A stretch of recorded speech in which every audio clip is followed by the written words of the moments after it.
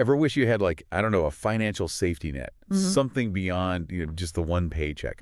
That's kind of what we're diving into today, actually. The whole idea of building multiple income streams. Like, imagine, right, you've got your 9 to 5, but then you've also got these other like money-making things you've created. Yeah. Less stress, way more freedom.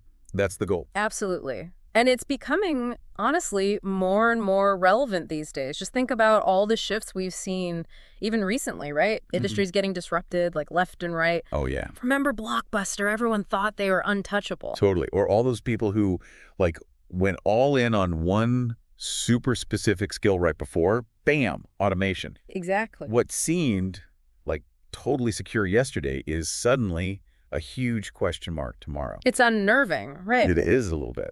That's where this whole idea of diversifying your income comes in. Okay. It's the classic, don't put all your eggs in one basket, but, Okay. Apply to how you actually earn. I like that. So if one source kind of dries up, you've got others to.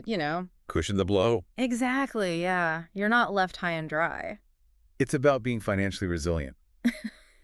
Okay, I'm with you.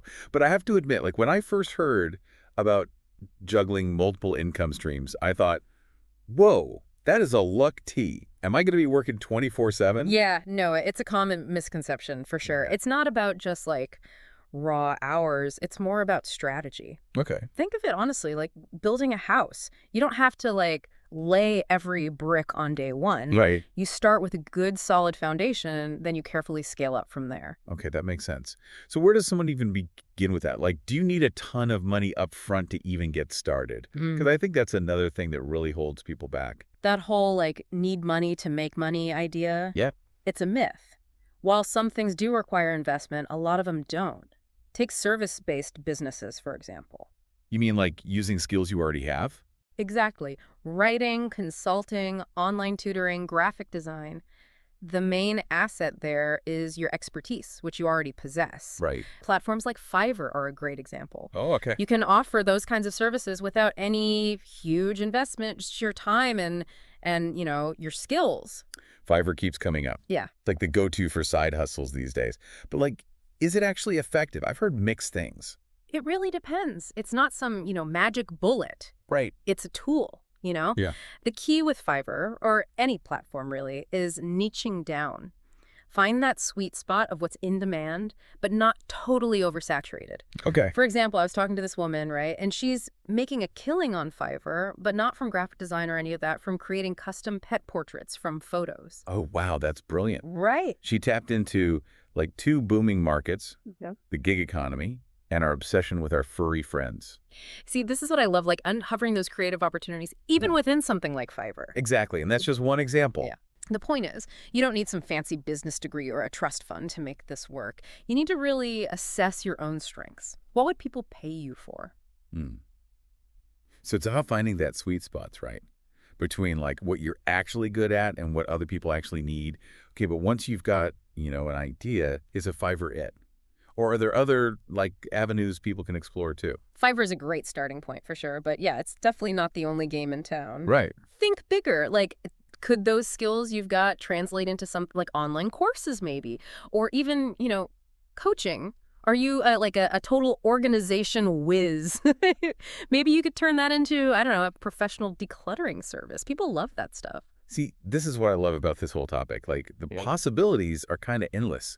You just have to connect the dots between like what you're passionate about and what the market actually needs. And honestly, I bet a lot of people, they don't even realize they have these like valuable skills they could be, Totally. It's so true. We're often like our own worst critics, We undervalue our expertise. But remember, what's easy for you might be like a huge struggle for someone else. Oh, yeah. And that's where the opportunity really is. Makes sense. Okay, so let's say someone is like fully on board now.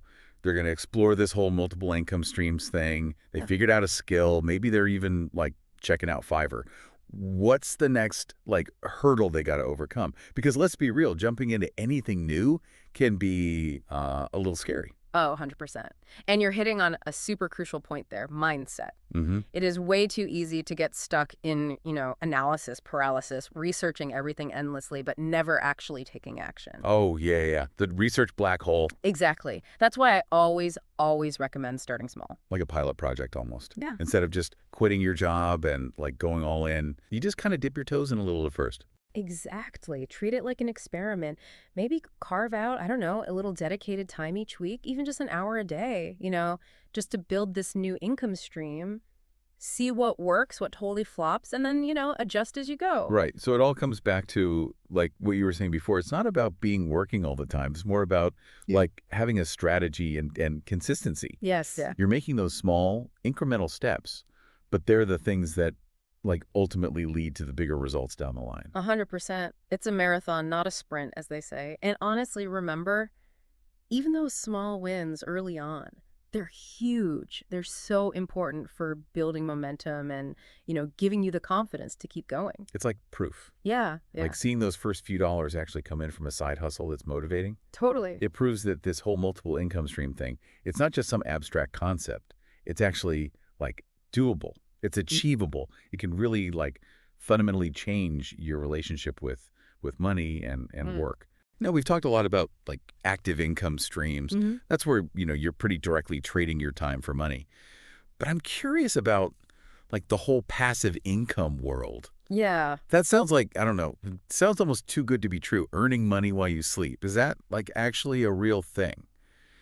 It does sound a bit like magic, doesn't it? Like you said, earning without, directly trading your time. It's not magic exactly, but it does usually mean like putting in some effort up front, to kind of set up systems that can then generate that income more passively down the line. Okay, so behind the curtain then. Yeah. What are some examples of like those kinds of systems? Well, you could think about like digital products, like an online course maybe, or ebooks. You create the thing once, but it can potentially be generating sales for years. Oh, wow. Or affiliate marketing, that's a popular one.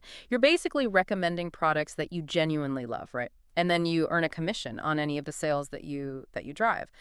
So there's that initial push of actually like making the product or building up an audience. But then after that, the potential to earn just like keeps going. Right. That's where that passive part really kicks in. I see.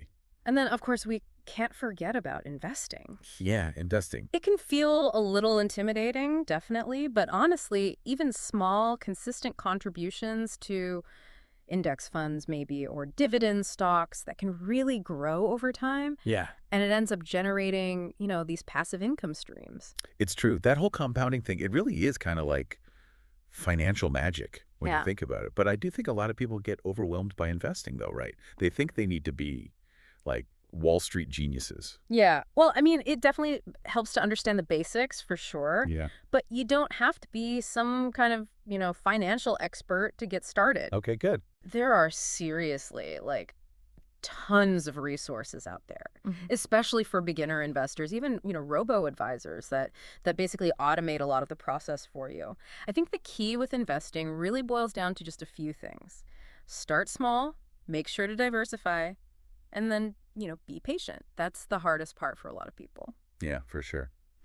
So as we're wrapping up this deep dive, this whole world of multiple income streams, what's like the one, I don't know, key takeaway you really want our listeners to walk away with today?